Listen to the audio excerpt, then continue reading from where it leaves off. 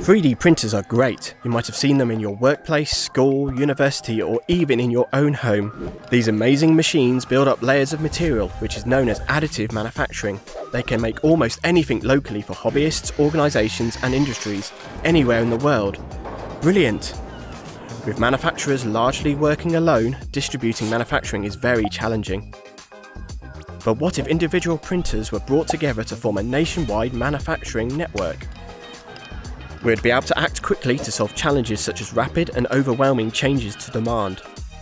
Well, we're working to do just that, by exploring the best way to connect and control additive manufacturing devices. As well as getting the tech right, our project is exploring business models to ensure this works for everybody to innovate responsibly. The devices will be able to bid for work, creating a network that is incredibly reactive to rapid changes in demand.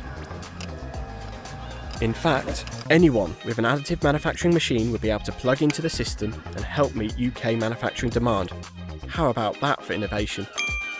We're working with fantastic collaborators and we'd love you to get involved too. Visit our website to find out how.